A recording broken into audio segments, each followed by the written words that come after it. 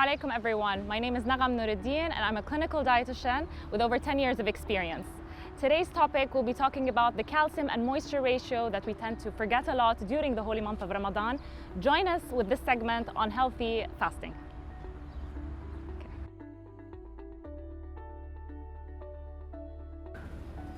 So when we talk about the moisture ratio, one of the basic things that we need to look at during the holy month of Ramadan would be the fruits and vegetables. So some examples of fruits I'd like to give you today would be berries.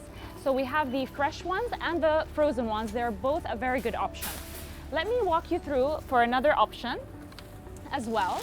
We can look at the oranges or mandarins. So these are also other options of fruits that we can definitely add that will increase the moisture content in this holy month. So other examples I'd like to give you today would be the melon dew, as well as the pineapple. These are known to have high moisture ratios in them. Let's walk now and talk a little bit about the vegetables and see the moisture content in them as well. Vegetables are one of the things that have a very high moisture ratio that we should not be forgetting during the holy month of Ramadan.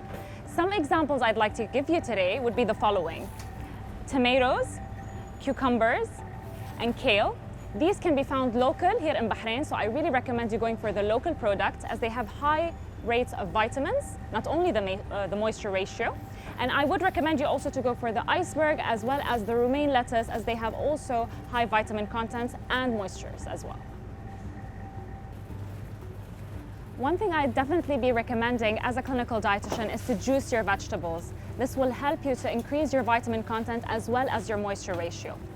Another dish I'd like to definitely emphasize on during this holy month would be the saluna, which is a very well-known Bahraini dish. It has the following contents. So we have the green beans, we have the pumpkin, as well as the broccoli and the carrots.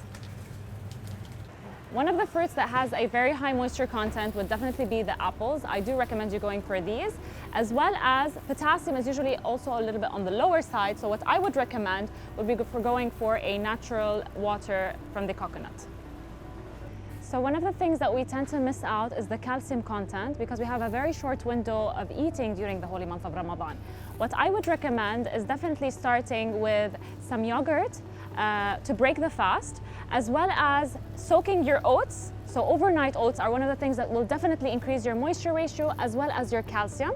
Not to forget the eating yogurt as well, which is one of the things that will definitely be adding on to our calcium content during this month.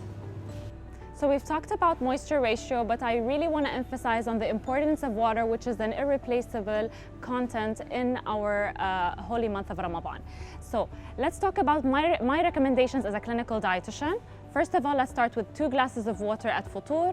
Between futur and suhoor, another 2 glasses of water. And finally at suhoor, the last 2 glasses of water to make sure that our moisture content has been met to the maximum.